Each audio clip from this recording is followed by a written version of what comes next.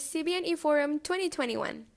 Thank you for joining us this week as we foster information exchange, capacity enhancement, market engagement, and political action in support of the community-based NTFP enterprises. Our moderator for this session is Mr. Jusupta Tarigan, or Mr. JT. He is a forestry and livelihood specialist with over 20 years of professional experience in Indonesia. He is working on both research and development, has focused on identifying and developing integrated development approaches that enable local stakeholders to sustainably manage local resources to meet both rural communities' livelihood objectives and government environmental goals. Please welcome Mr. JT.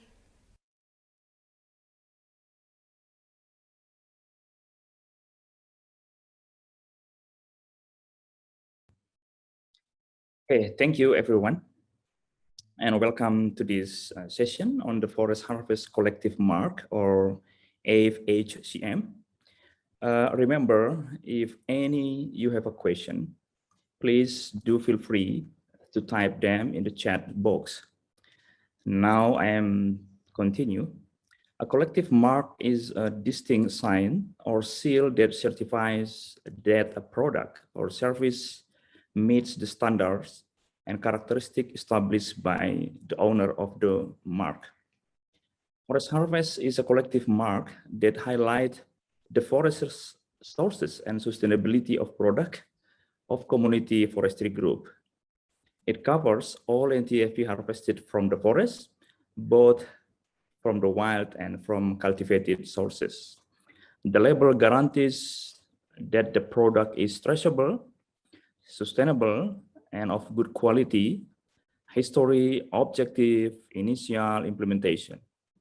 Now to talk about the history and objective of development of AFHCM is Nola Andaya, or you can call her Nola.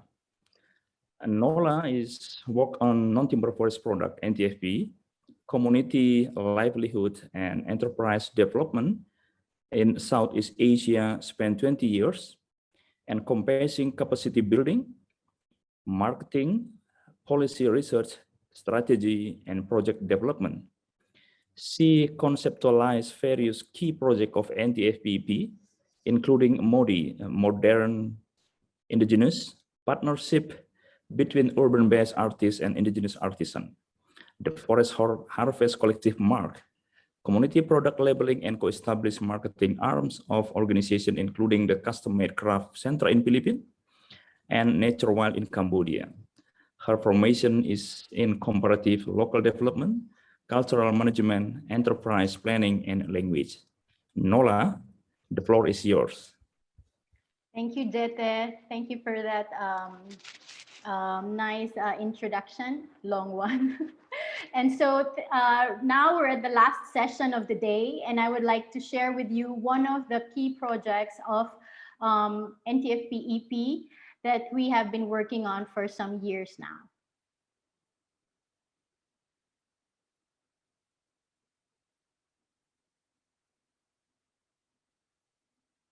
So we have heard the name Forest Harvest a lot these past few days, Forest Harvest CBNE Forum, and we would like to share with you where this title comes from. So Forest Harvest Collective Mark, from its origins to its future. So Jete already mentioned something about it. So what is a collective mark? So a collective mark is a sign used to distinguish certain valued characteristics common to the products of the members of an association or a cooperative. It can be a geographical origin, a material that is used, or a common mode of manufacture. So a collective mark is owned by a private entity, so in this case, an association, and it is the one responsible in ensuring that members comply with the agreed standards. So when can you use this mark in this group? So the usage is only exclusive to the members of the association, and it can only be used on products that meet the standards and characteristics pre-established by the owner of the mark. And it can be used together with the individual marks or brands of each member. And why do we have a collective mark? It is used to distinguish and promote the group's products from other similar products, and it is also used to inform the public of a particular feature. So why did we start thinking about collective marks or developing a collective mark such as the Forest Harvest collective mark?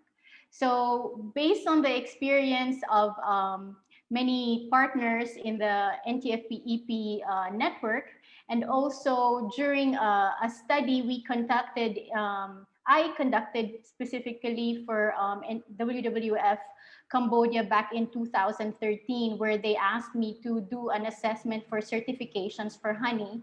And there we found out that maybe third certification might not be the best option for us at that time. So what are the challenges to third-party certification that brought us to think of considering developing a collective mark? So first, we saw that there are different certifications for different qualities and market niches. So if you want to enter the organic, you have to get an organic certification, or maybe a fair trade certification. Or maybe if you want to highlight that your product is wild, then you get a free wild certification. So all of this, each would have a cost. And of course, I think many of you know that the third-party certification can be relatively costly, no? Especially for small organizations. And usually, organizations are able to acquire third-party certifications because there are projects that are supporting them.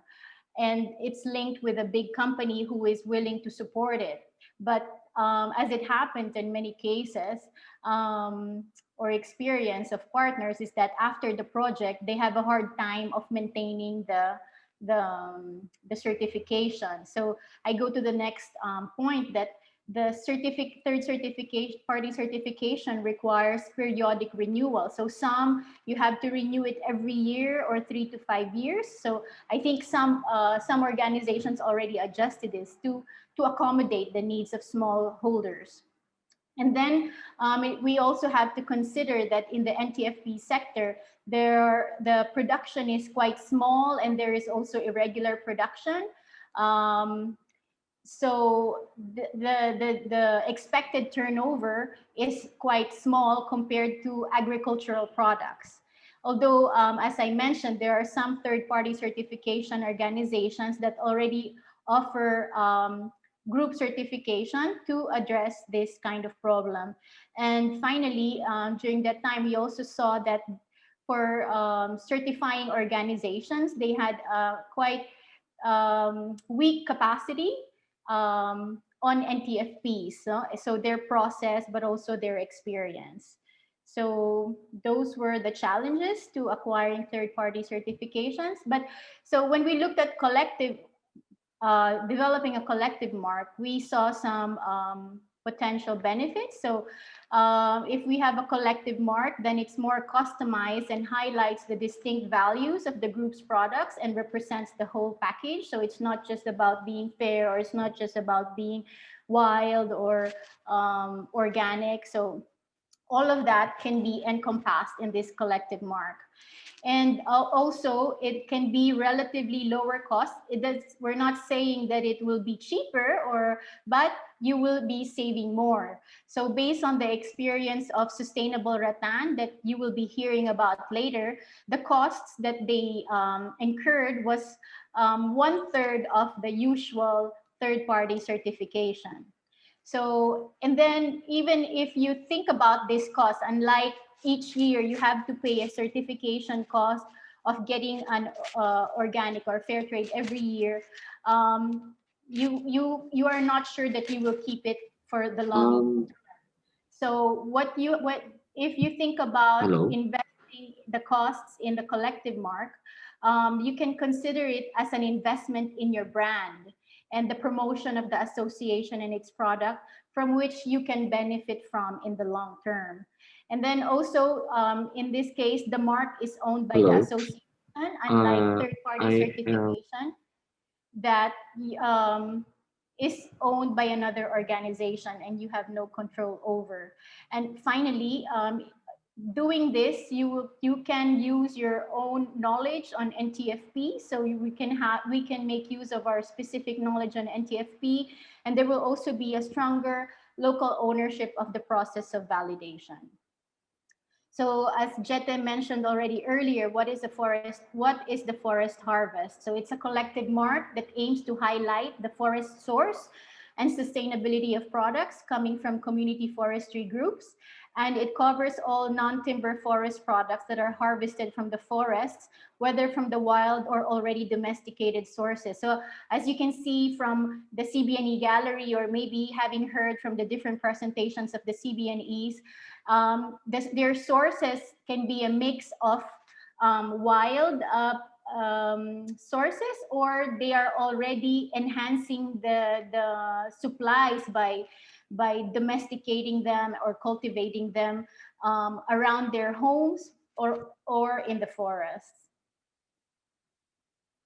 So what does the Forest Harvest Collective Mark demonstrate or verify? So first, there are three things. No? So first, that the products meet safety and market standards. So that's the quality. And second, products are harvested in sustainable manner. So sustainability. And third, that products are harvested from sustainably community managed forests. So traceability. So if you look at a Forest Harvest Collective Mark, these are the things that we hope that the collective mark will guarantee. So why have a forest harvest collective mark? So for all the those who are participating now, the CBNEs and also our partners in the network, if we have a forest harvest collective mark, then we can highlight a common quality in all our products, which are all natural or coming from natural forests and harvested in a sustainable way. And we also want to be able to attach a value to products that are coming from sustainable forests. In fact, we also want to be able to demonstrate evidence that the products are indeed coming from forests and are sustainable. And finally, I think this is quite an important part also, is that to pool or combine our marketing efforts to have stronger impacts in the market. So if you see the products in the marketplace, or also learning about the different projects of partners where they have their own label. So in the Philippines, we have NTFP-EP working on labeling for sustainable textiles. And then they also have their labeling for their forest honey. The same in Cambodia, they also have their own label for sustainable forest honey, and the same in Indonesia. So individually, we are quite, how do you say, not small, but not that evident, no? So we have to compete a lot with other products, other natural products that are promoting themselves to be natural, to be organic and clean. But if we do it separately, then it's quite difficult to be heard. But if we all come together under this Forest Harvest Collective Mark as a region, then maybe we will be able to have a stronger presence in the market. So yeah, so just to share with you how this Forest Harvest Collective Mark developed. So as I mentioned earlier, it started with a study on certification of honey in Cambodia, and the idea of coming up with a collective mark came, and then we went into a series of consultations with a partner. So we did this online. So partners coming from India, Indonesia, Philippines, Cambodia. So all the partners in the NTFP-EP network that are working on honey. No? So almost all of us were working on honey. And so it was, how do you say, the most evident thing for us to to try and do something about honey. And so we did this, and then we had a workshop at the Madu Dunya 2015 event in Cambodia. So this is an event that brings together stakeholders of the forest honey sector in South and Southeast Asia. And it happens every 2 years. So the last one was, I think, in 2019. So there we had our first workshop, and it continued the consultation and online. And then we consolidated regional honey standards. So you can imagine, so there's a honey standard in Cambodia, in India, Philippines, Indonesia, and we try to come with something that is common for all of us. And so we went into process development, drawing inspiration from the experience of the partners on PGS, or participatory guarantee system, on GI, or geographical indication, and other certification process. Then we had a pilot in Sumbawa with the Jarigan Maduhutan Sumbawa, or JMHS, is a network of honey hunters or honey collectors in Sumbawa. And finally, there was the trademark is registered in the Philippines under NTFP-EP Asia, while we are awaiting for the establishment of the association that's gonna own this collective mark. So how does it work? So the idea, so this was the original, no? So later on, Crissy will explain how it's going to expand and see how this process might evolve. So it can start with the submission of a product book of standards for up to the FHCM committee. So this is with the idea that the forest harvest collective mark is not just for honey, but can be applied to different kinds of NTFPs. And then we have the identification and training of local and regional auditors. Then we have a self-assessment and audit. Then there's a recommendation of auditors, whether there needs to be any improvement in the processing or other part of the production system. And then if there is, then there will be another audit. And finally, they will give their final recommendation, and then the forest harvest mark will be, certificate will be provided to the partner.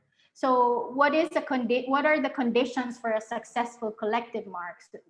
So we also put like the disclaimer that doesn't mean that you have a collective mark that you are successful immediately in marketing your product. There we have to be able to complete some conditions also. So of course it's important to sell your product. You have to have good quality, and it has to be differentiated from other products in the market and meet market demands. It has to have, so your collective mark needs to have an established good reputation, especially of the association and of course the brand. And to do this, you need to do consistent marketing and promotions.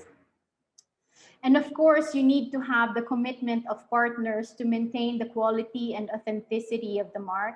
And finally, you need systems that work and are implemented, especially to demonstrate and provide the evidence for the quality, the sustainability, and the traceability of your products.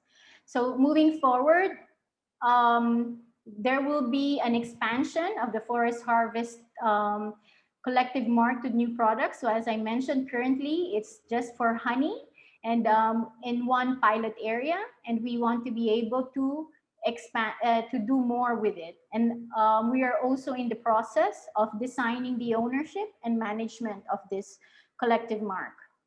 So for last slide is the call to action, that through the forest harvest collective mark, let's create a community around sustainable forest and community source products where all, including the producers, the value chain actors, and the consumers are engaged and committed. So that's all from me. Thank you. Back to you, Jete. Thank you, Nola. Yeah, the forest harvest itself, or forest harvest collective mark, the first piloted in Indonesia on the Sumbawa Island, as Noel already mentioned. To talk about this implementation in the field, I would like to call Miss Theophila Aris Praptami, or just call her Tami, the operation supervisor of the social enterprise of Parara Bumi Nusantara company. Tami was part of the forest honey development activities, marketing and operation management at the Indonesian Forest Honey Network, or GMHI, and Dian Niaga since 2008 until 2020. She has been working on the Forest Harvest Collective Mark initiative since 2017, especially in the field process in Sumbawa. In 2012, she joined the Center for Environmental and Forestry Standards under the Indonesian Ministry of Environmental and Forestry as part of the Technical Committee for NTFP product. She started working for Parara in September 2020. She is also joined PT Wewo Kinaria Bangsa, is a private company, in 2020, and is currently the project main tutor for the Indonesia Ministry Manpower and Transmigration. Please give a warm welcome to Tami.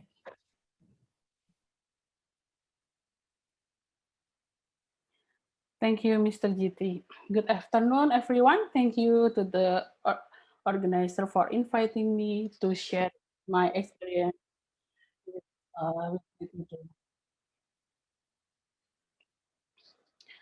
I will share about the FSCM certification process for forest honey product in Indonesia. West Nusa Tenggara Province in Sumbawa Besar District. The site selection process, the honey hunters, community, and the reference standard used in the certification process, we collaborate with the Indonesian Forest Honey Network. The Indonesian Forest Honey Network, next. The Indonesian Forest Honey Networks established in 2005 is an umbrella organization of 11 honey hunters communities throughout Indonesia. The members of CMSI are distributed in some large islands around Indonesia, such as Sumatra, Kalimantan, Sulawesi, Sumbawa, Flores, and Java. CMSI was formed to become a communication forum, build processes for sharing experiences regarding the management and utilization of Apis dorsata bees in its regions, facilitate sustainability harvest, good production processes, build market, and improve community understanding of Apis dorsata bees, the forest, and the honey knowledge, and also have forest honey products that have a pure and hygienic quality guarantee. Therefore, JMSI and its members compile together an organizational guidelines.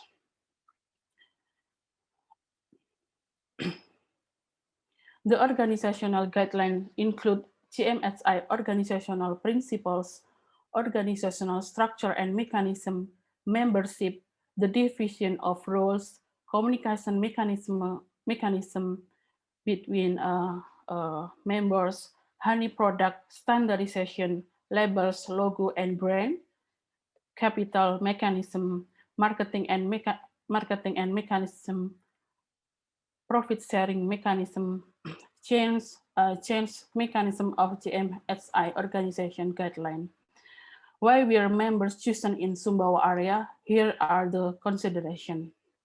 They are member of GMSI since 2007, and they have the big forests have high potential of forest honey, about 5 until 70 tons per year.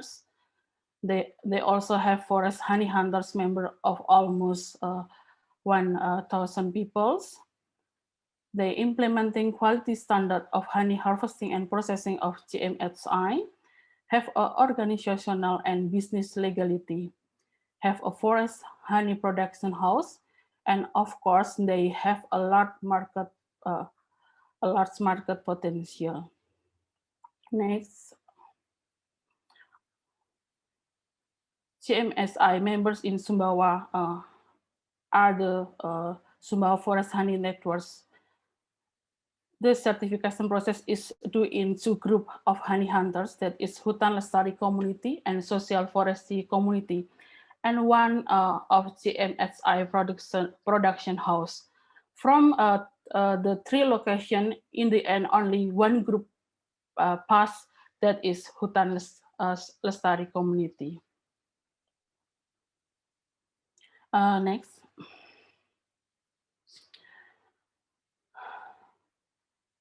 In 2015, the FHCM process began with socialization activities, training, discussion, and making a mutual agreement with the group whether they will continue all steps of the certification process.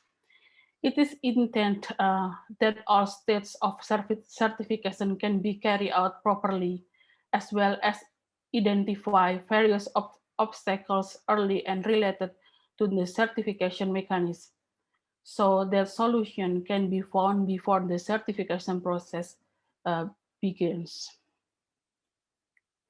The series of assessments are carried out on a complete process, starting from the harvest process. Honey is brought to the production house and then processed into product. The principles of harvesting forest honey are: first, sustainable, which is a harvesting system that only takes the honey part and leaves a little for a tiller, or 25% of the honey head, which has to be left. Second is hygienic, where the equipment used does not contaminate the quality of honey. The sustainable harvest process will be carried out in the following ways. Do not cut or damage trees where bees usually nest. Do not use tools carelessly when harvesting. Do not harvest anytime. Nursery the bees' nectar using smoke without a big flame to avoid fires and the killing of bee colonies. Cut colonies the head of the hive, leaving a small portion of the honey. Do not take larvae for commercial use. Avoid damaging remaining nest parts. The knife used is stainless steel. Using gloves at harvest time, the branches of the former nest are cleaned after taking the beehive. The storage jerry cans or container are white and clean. Use food grade, and the honey must be taken out by the drain method, not squeeze. Carry the honey in a closed container. Honey to be carried out in the special honey production house. All equipment must be food grade and not rushed. To entire state of production processes are carried out by operators who understand processing well. Honey production house must be kept clean, humidity monitored in a closed room, and honey production house must be have the separation of room between each part of the room based on its function: honey receiving area, honey warehouse, filtering area, honey dehumidification area, bottling room, labeling and packing room, packaging material warehouse, cleaning area, and showroom. It is important to minimize the level of risk of contamination. If during the observation and assessment findings are found, a recommendation will be given to make improvement in the next harvest season before verification. The verification result will be taken to regional peer group. If passed, the product peer group recommendation for certificate release to the FHCM steering committee. If not, start over again after the proposed changes are implemented.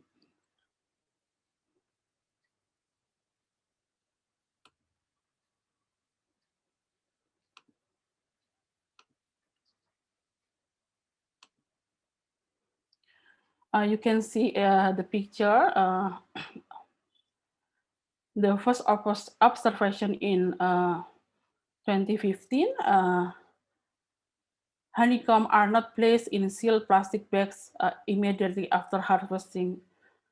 And then we give the recommendation, honey is given food grade plastic to store in, and they tightly seals the honeycomb inside the plastic. Or the farmer could make a lid that is the proper size to fit over the container that is used for harvesting the honey. And our findings,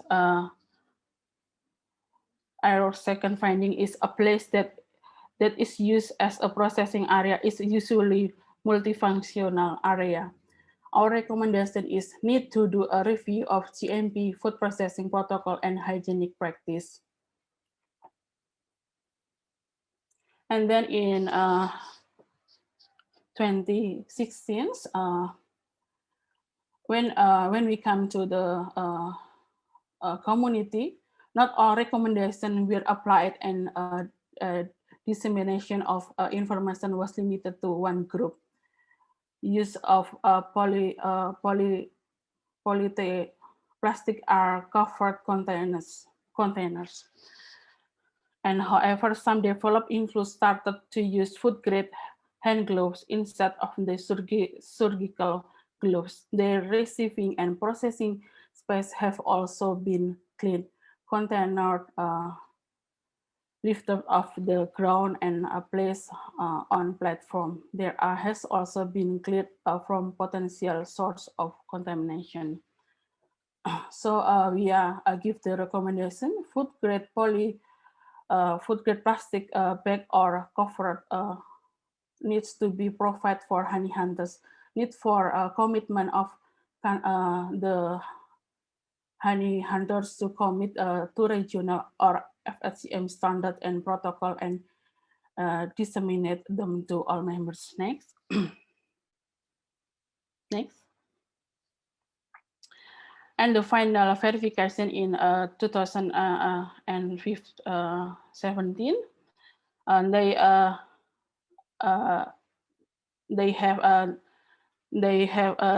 do the correction action. They are already done upgrading by building a new production house and separate the room based on the function.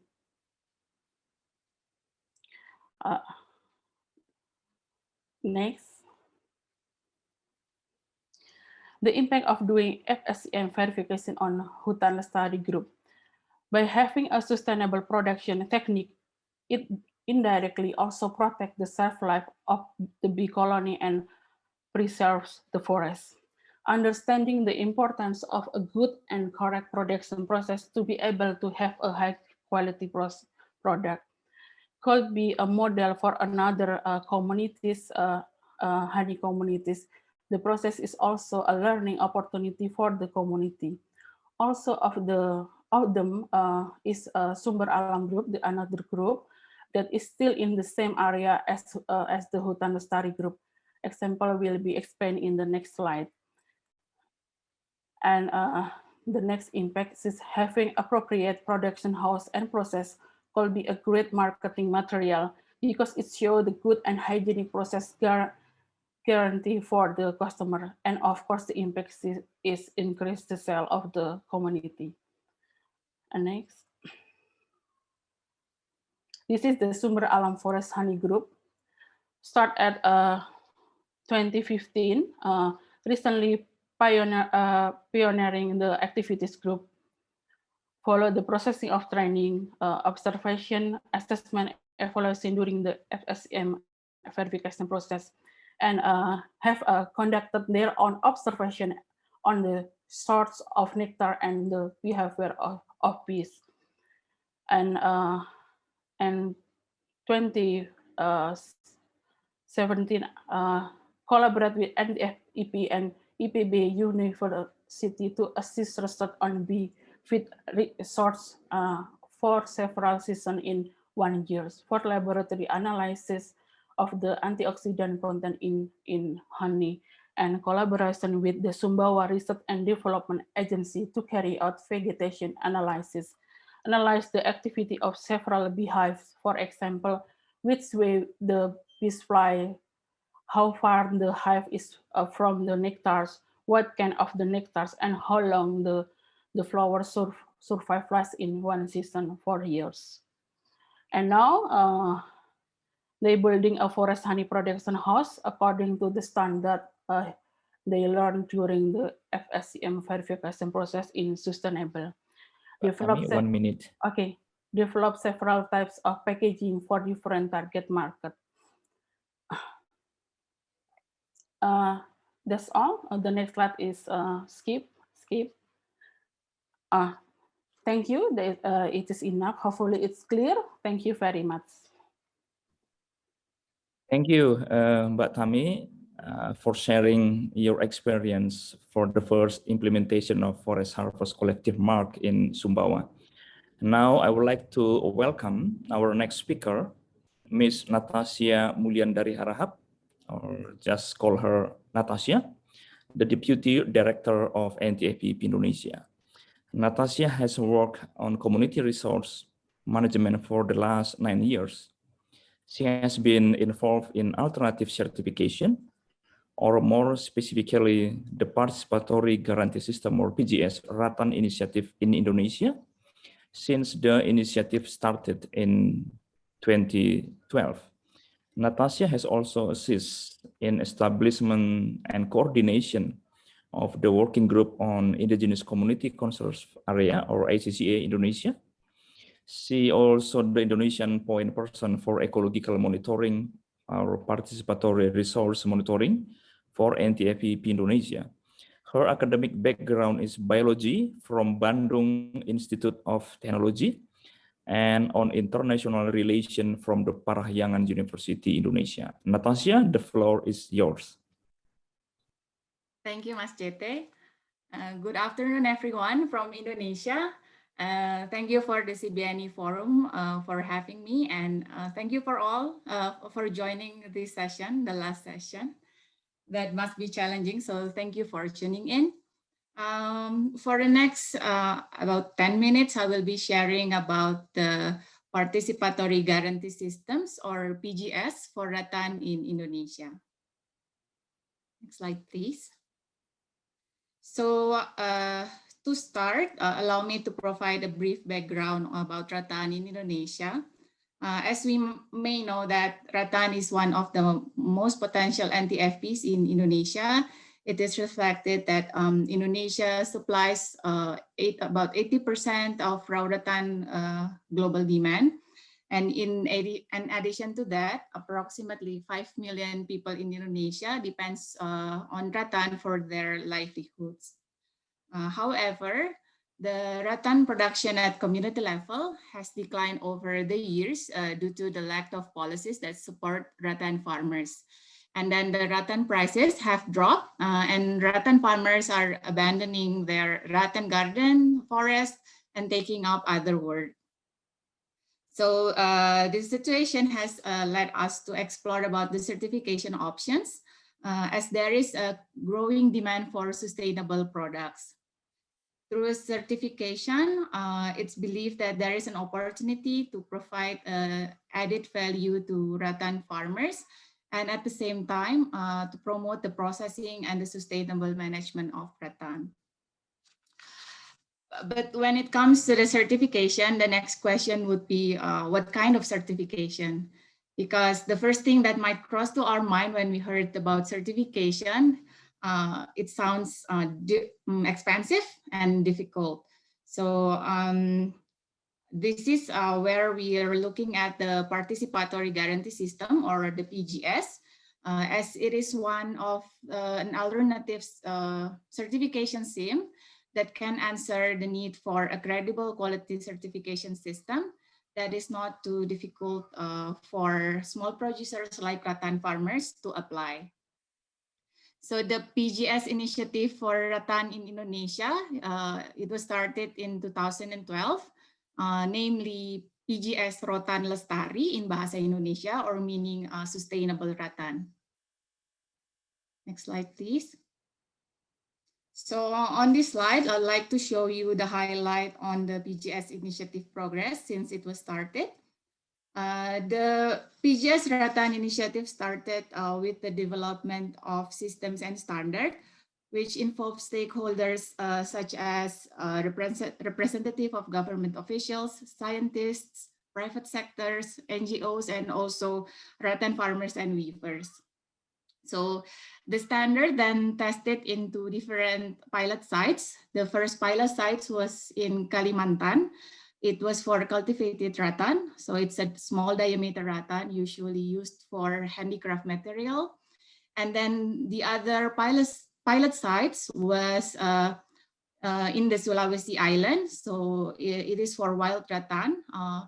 It is a big diameter, usually used for furniture materials. So from those pilot testings, the PGS standards then was revised and finalized. And now the most recent development of the PGS rattan, now we are currently working on the process, the certification process for European flower basket manufacturer. Next slide, please. So this is the PGS rattan standards. This standard was developed through research, interview, and discussions with various stakeholders at the district level and also national level. I just want to show you briefly. So in general, the standards consist of 5 criteria: legality, production sustainability, ecological sustainability, socio-cultural, and also traceability. There you can also see some examples of the indicators falls under each criteria. But let's just looking at briefly as I will I will continue to the next slide. So on this slide, I would like to show you the process or the flow, how the PGS process is done. So let's start from the top. It is started with the stakeholders meeting, followed by the establishment of the PGS unit. If you're wondering what PGS unit is, it is basically the PGS certification body established in the local level. This unit then will go through a training until they are ready to perform their role, which one of them is to receive and review the PGS application from the rattan farmers. So now let's jump a bit to the bottom, the one on the green, to see how the process is also can be done parallel for the farmers. So first, the farmers, they should group themselves, meaning they are not allowed to apply individually. So they need to be organized as a group and go through several preparations and training to finally ready to apply to the PGS unit. So yeah, now let's go back to the one in the middle. Please, okay.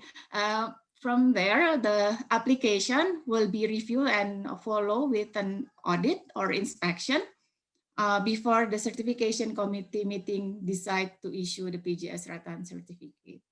What I would like to highlight on this process, that this process conducted locally. So in terms of cost, it is more efficient. And furthermore, since it is conducted locally, the people who are involved in the process are also have a better understanding of the local context related to rattan harvesting and also processing. So it's not about only how to pass or how to get the certificate, but along the way, there is a learning process going on for all stakeholders involved. Next slide, please. So this is to show you the impact for the PGS trial in the pilot testing sites I mentioned earlier in Kalimantan and in Sulawesi.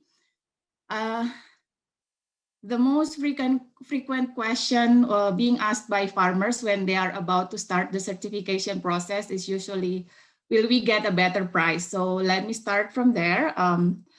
From the pilot testing in Kalimantan, in the case of Kalimantan, the rattan producers group, they were able to get an incentive, which this incentive encourages them to maintain their rattan gardens. And in the case of Sulawesi, the rattan producers group, they were also able to gain buyer with an increased price.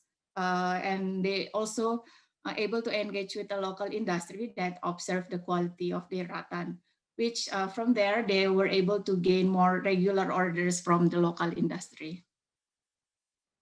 Next slide, please. Yeah, this would be my last slide. So on the picture, this is Pak Suyadi. He is a rattan farmer from Anamo village, Sulawesi. He's one of our community partners. So in this picture, it is a screen capture. He was on the news, on the national TV, sharing their story about PGS and their hutan desa, or their village forest. So a little bit story about their hutan desa in Namo village. So in 2013, his village acquired a management village forest right to manage and utilize NTFPs within their village forest for 35 years. But back then, nothing happened until 2016,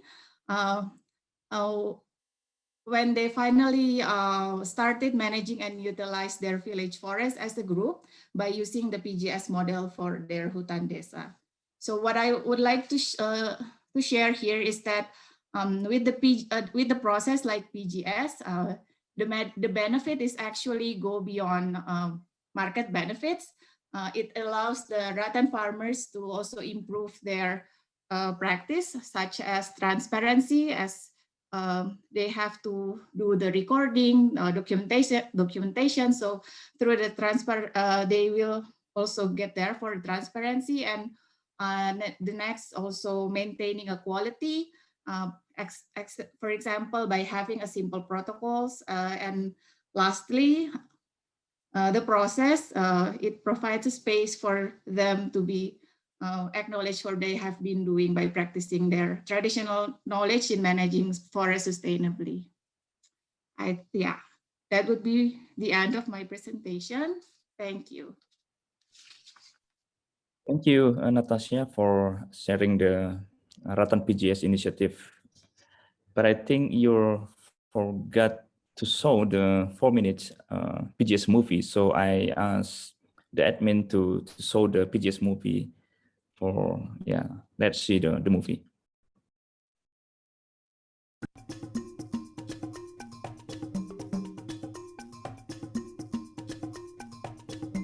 Forests cover a third of all land on Earth. Forests play a vital role. Nearly half of all known species on Earth live in forests. Forests help us breathe, keep the Earth cool, prevent landslides and floods. They provide us food and medicine. Even our homes are made and decorated with forest materials. But do you know that a forest is not only trees? The goods that we produce from forests not only comes from wood. There is also another invaluable but often forgotten material. It's called rattan. Rattan has been a part of our lives for many years. It has been a part of our homes, as it also has been a part of our culture. Rattan is an important non-timber forest product, or NTFP. 80% of the world's rattan grows in Indonesian forests. In order to grow, rattan needs to climb on trees. They grow best in a diverse ecosystem. So if there is a continued market demand for rattan, communities will want to cultivate and care for rattan, caring for the forests they grow in the process. But we also need to ensure that rattan is harvested and managed in a sustainable way. PGS, or Participatory Guarantee System, is a developing practice on the ground being used to ensure sustainable harvest of rattan and forest management. In Indonesia, rattan certification using the PGS system is called ROLES, or Rotan Lestari, which means sustainable rattan in the Indonesian language. PGS is already a system practiced and accepted in the organic food market. It is now also being applied in the forest context. It involves different stakeholders who each play a part to guarantee rattan sustainability and traceability from harvest while being transported, processed, and finally traded. When a farmer applies to the PGS unit will assign another farmer or gatherer as an inspector. The inspector will conduct an audit for the certification report. The PGS system is reliable and trustworthy because the inspector is well trained and has a knowledge about rattan sustainability. Inspectors are local people who are well informed and have traditional knowledge to ensure rattan's continuing regenerations, which are determined by 5 criteria. The 5 criteria are legality, production sustainability, ecological sustainability, socio-cultural integrity, traceability. PGS units are located in the local districts and provinces where rattan is gathered, making regular checks on rattan harvest and management possible. As the system is rooted closer to the forest area, farmers receive an incentive to protect forests at lower costs. Traders and manufacturers receive rattan which has the added value and marketability of being truly sustainable. For consumers, choosing sustainable rattan is a choice to contribute to sustainable forest management. Consumers can also rest assured that no harm was done to forests for the sake of their rattan furniture or decor. Forest regeneration and ecosystem diversity is ensured. With the PGS rattan system in place and running, it will benefit all parties. It will benefit the farmers, traders, manufacturers, consumers, and the forest itself. Support biodiversity, support local economies, support forest-based communities. Use PGS rattan.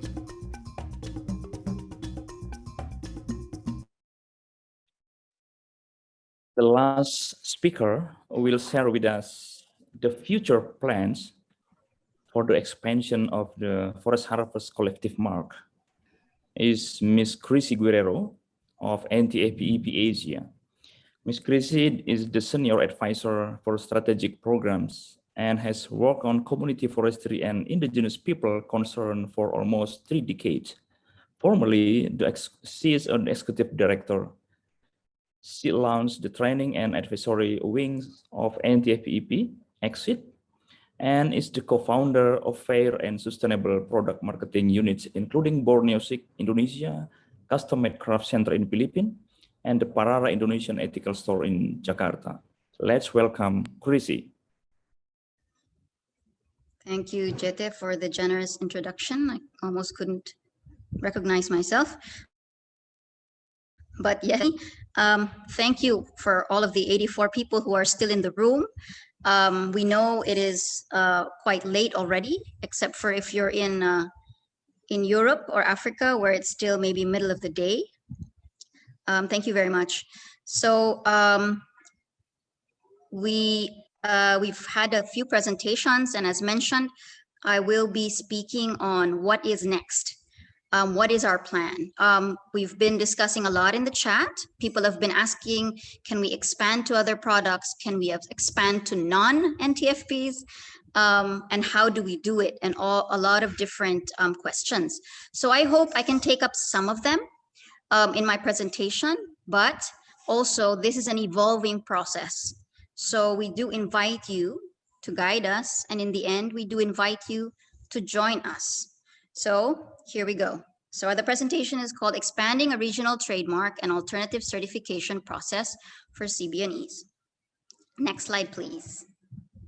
So as explained in many presentations we have heard today and by my colleagues, many CBNEs already have internal processes based on traditional ecological knowledge or community policies and procedures to safeguard sustainable utilization of NTFPs.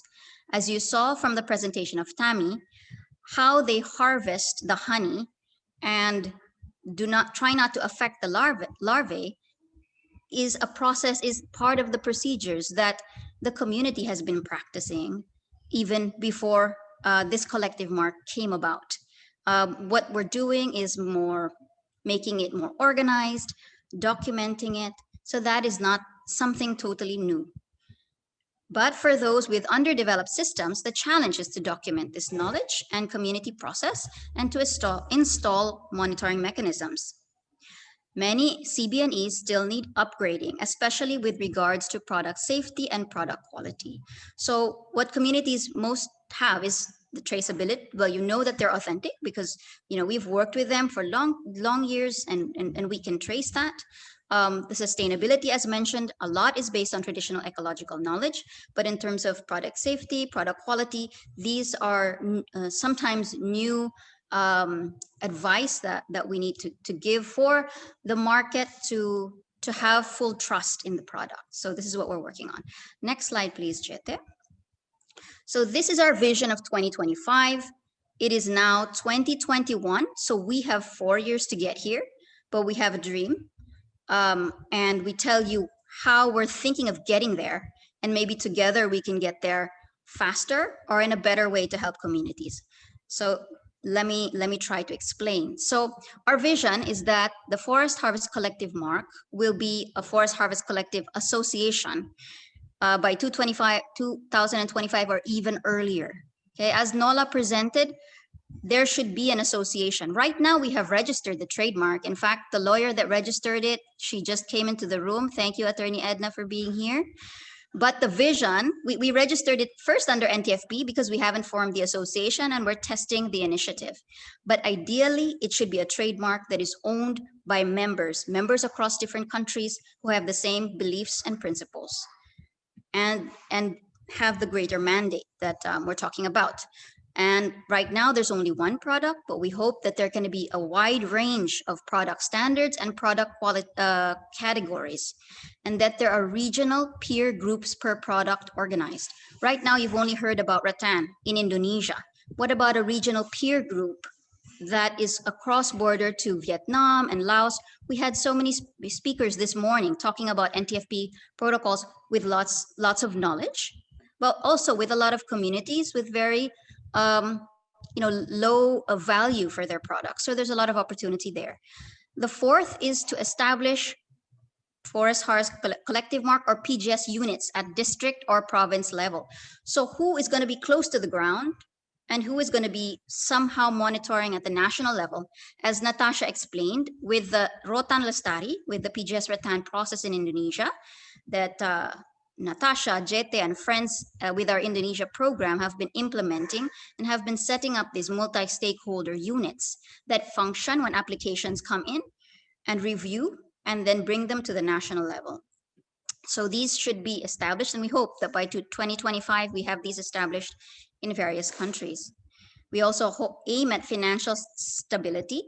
People were asking about costs earlier, and as Natasya has explained, we're running a certification process with PGS rattan from a buyer in Europe, and that is being paid while we run it. So there is market demand. We're also in cooperation with a US-based fashion brand for rattan handbags. So there is some demand for this, but we can grow it more as we build it.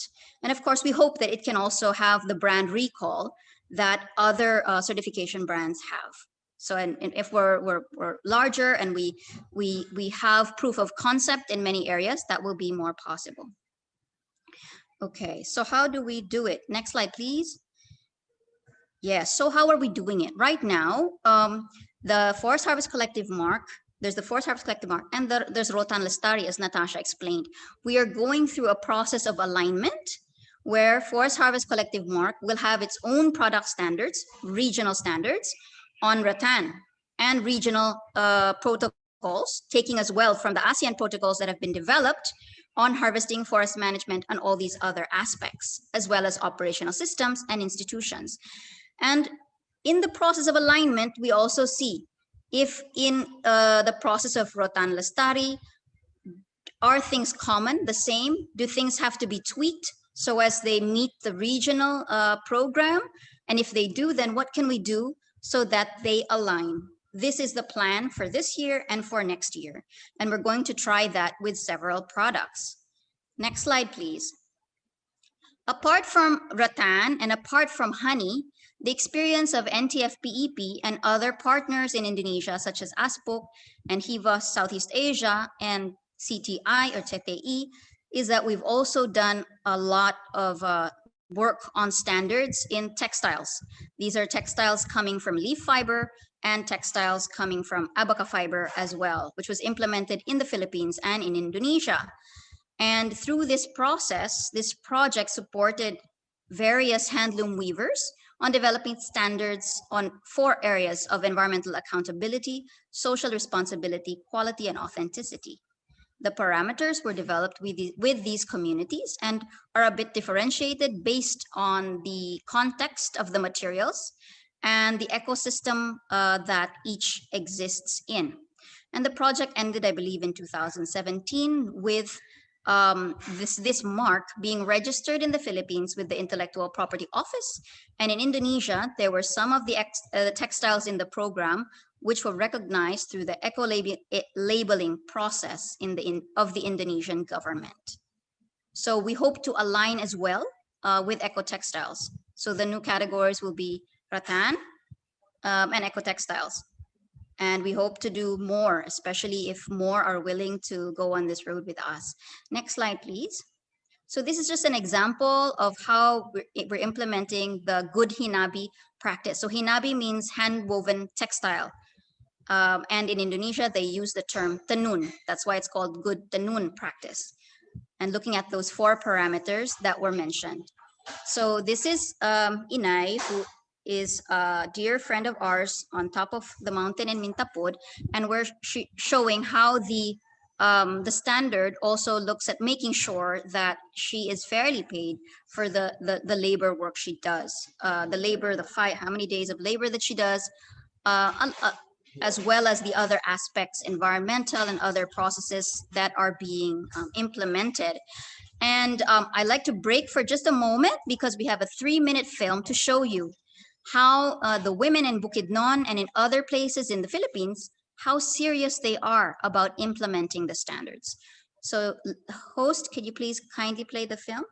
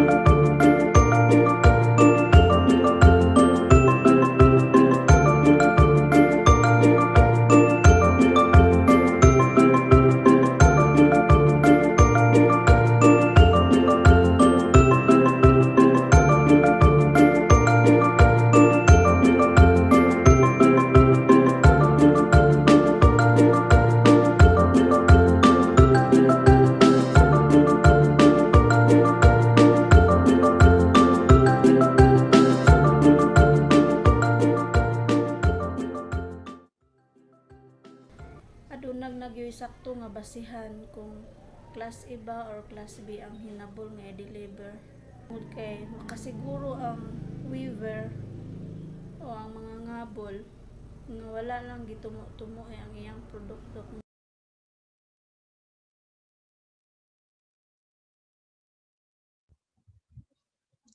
Thank you. So that was our video of how the standards were implemented and all of the interactive activities that were done to make sure that these standards were internalized as well.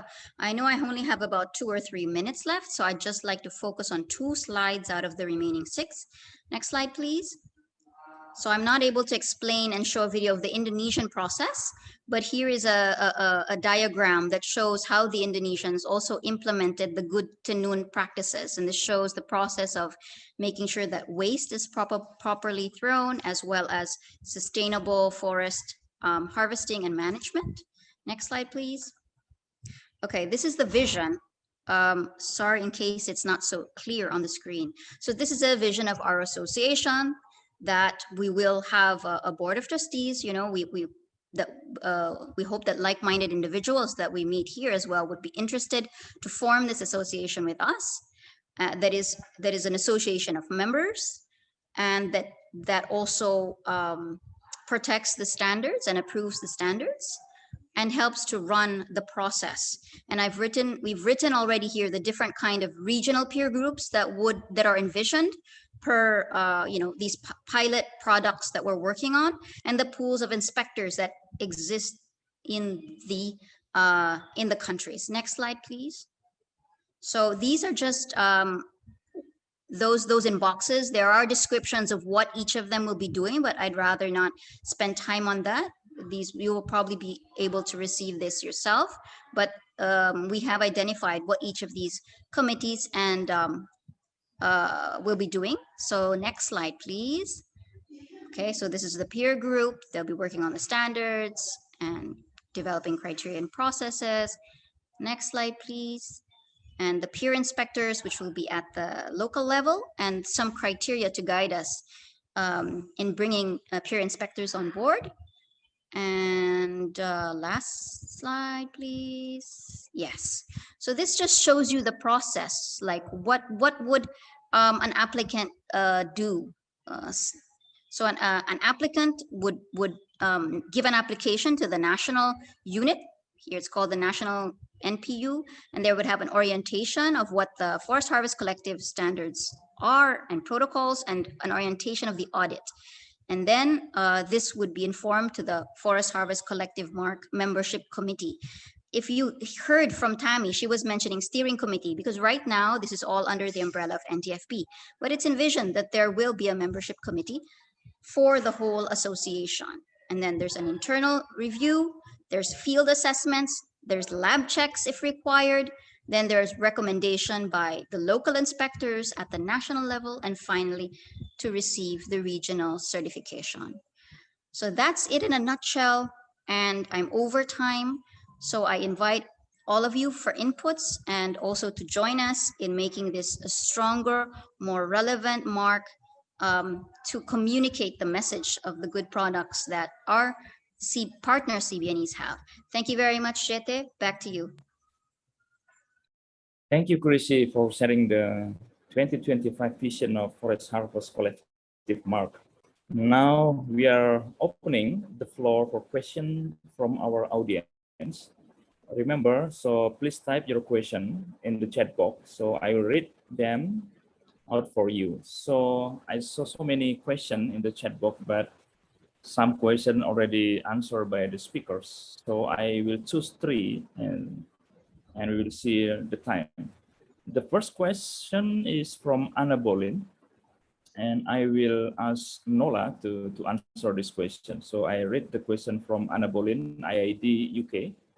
How do you manage the process of ownership in identity of the trademark within this group of enterprises with such high geographic and cultural diversity? For instance, how is a shared and yet distinct identity and ownership create to ensure collective buy-in to the collective mark? Nola. Thanks, Jette, for that question. So based on the experience right now, it's still limited, but based on the experience of honey, for example, that are coming from the different countries of the partners of the NTFP-EP, as I mentioned, from India, Indonesia, Philippines, Cambodia, all of these with different cultural backgrounds. But through consultation and constant communication, we were able to find agreements on what standards to do, or how we're gonna present honey, for example, as a under the Forest Harvest Collective Mark. So this is something that we still need to learn as we expand. As we have shared, we're still doing, we have started still in a small area, and so we still have a lot to learn.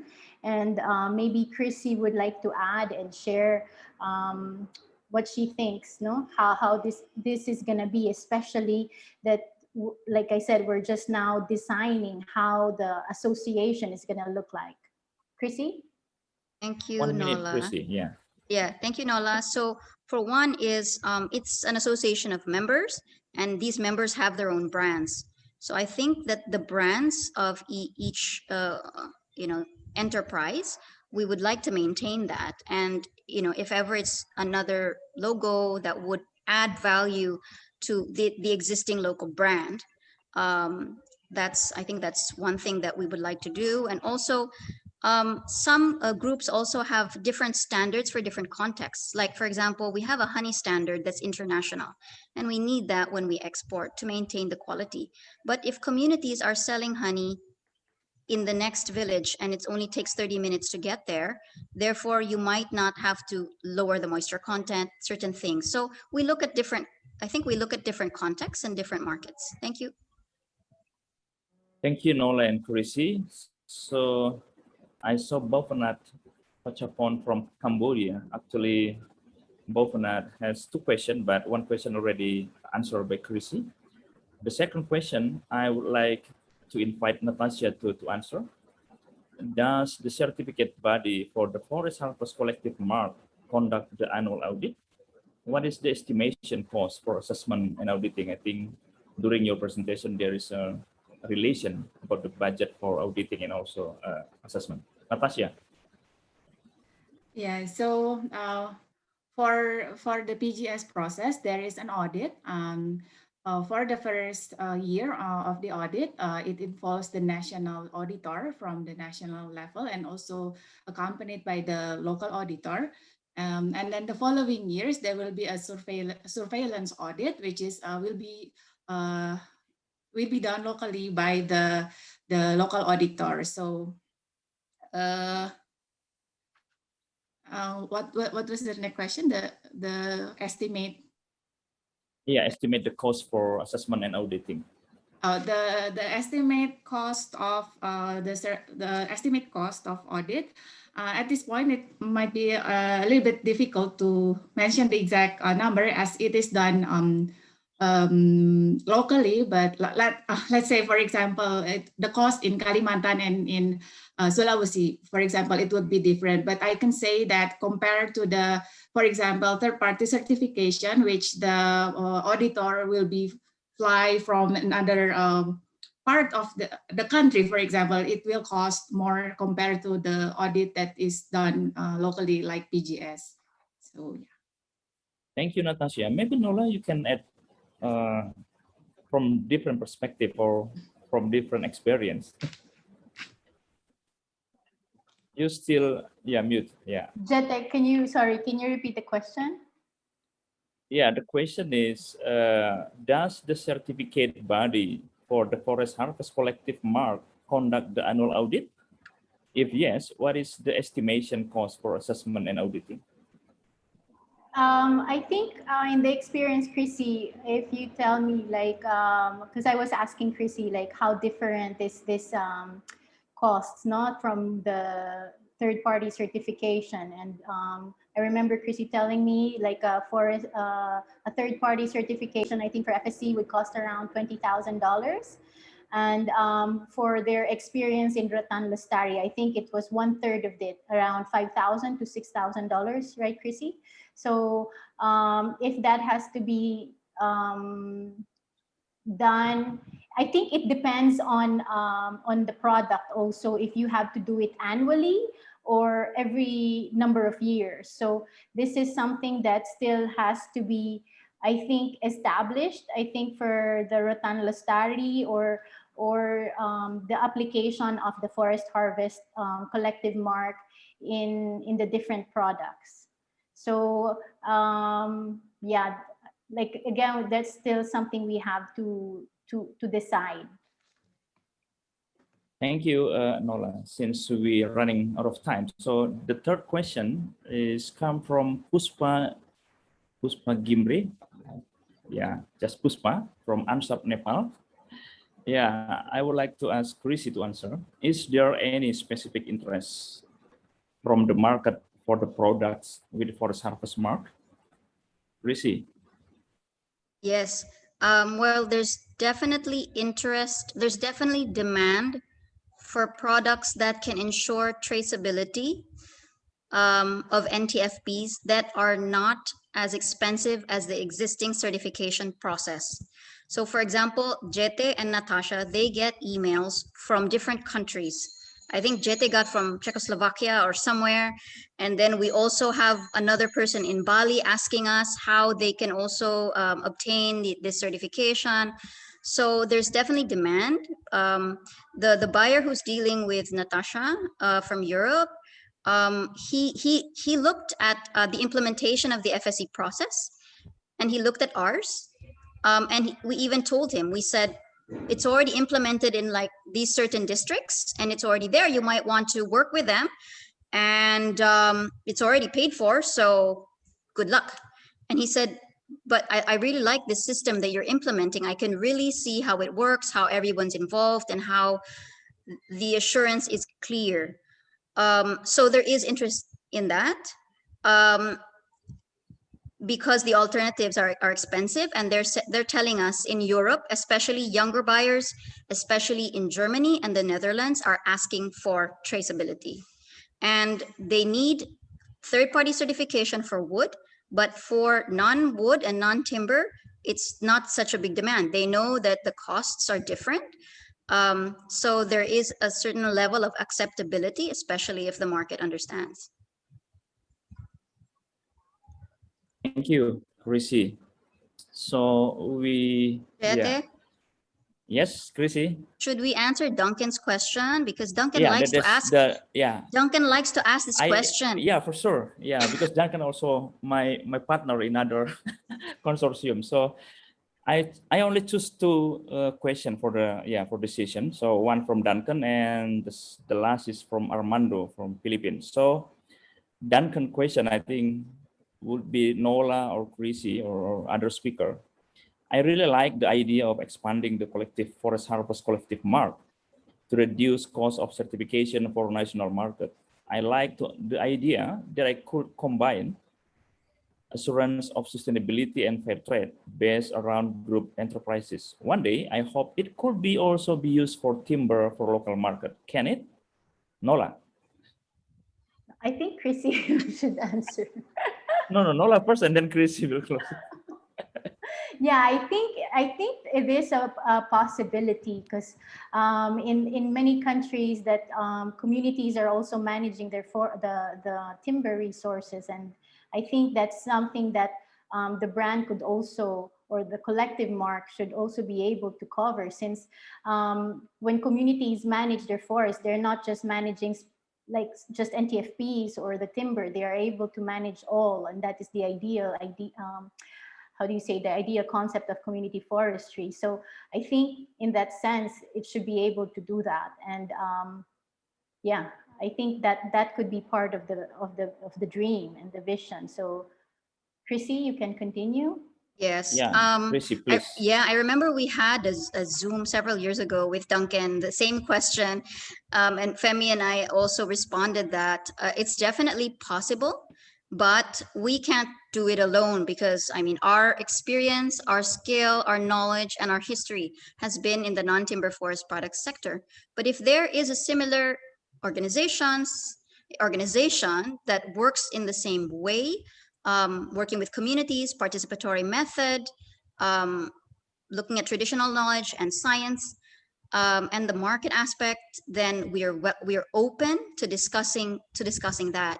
Definitely, there is a demand, I think, as well for participatory certification in timber. I've attended some workshops where some who have had third-party certification have said it's difficult to maintain. We have also been approached by the FLEGT program to share on possible PGS and FHCM processes for domestic application, where sometimes the policies are so tight at the local level that you can't even trade your timber across the province without being stopped. So there's definitely a lot of demand and opportunity to expand this if the right players are involved. Yeah, thank you, Crissy. Yeah. Okay. So yeah, the last question from Armando, I think already answered by Nola in the chat box. So, okay, this is another question from Lorena. The Forest Garden product certification certifies non-timber and timber product if managed under the requirement of our standard.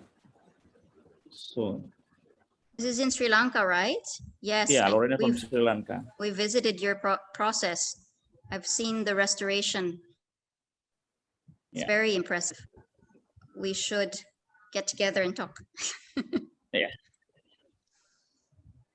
Yeah, another question. I met, I think, Raniel. So Raniel must be related to you, Sananaika. Yes, let's get together sometime in the future when it's safe. Yeah, I think so. The question from Armando is already answered during the Natasya presentation also for rattan. But the bamboo, we not start yet for the certification of bamboo, in particular in Indonesia especially. But if other countries like Philippines also, if Crissy can add something about the bamboo certification process in Philippines. Crissy, if you have experience or Crissy.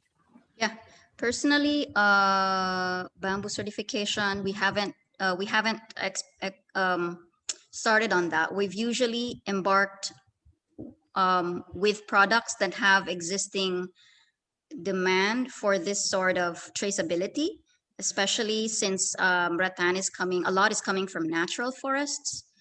And there's a lot of risk, especially in single solitary rattan. So we've been working on that more.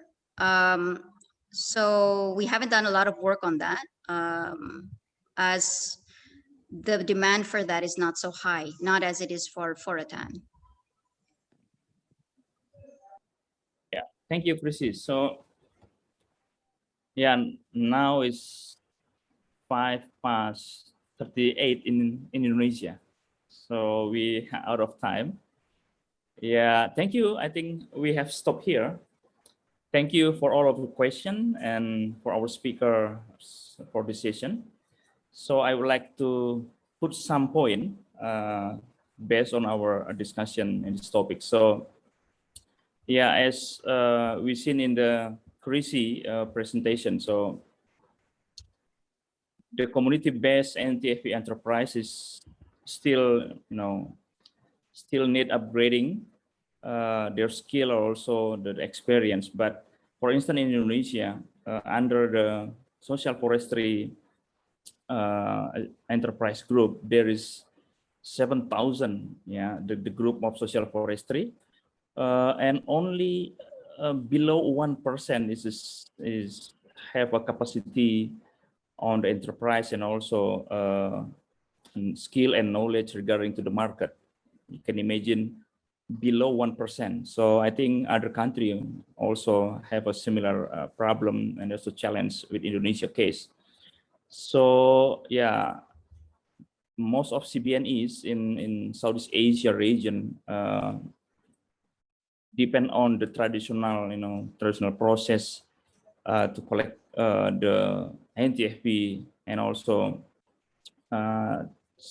don't have a knowledge and also network that good enough to expanding their product. So during this session, we learned a lot the vision of the Forest Harvest collective mark. So it just need the collaborative regionally to support each other, each country, and each CBNEs in this region. So I hope we can collaborative for future. And once again, thank you very much, and please join us in the next session happening during this Forest Harvest CBNE Forum 2021, and see you tomorrow.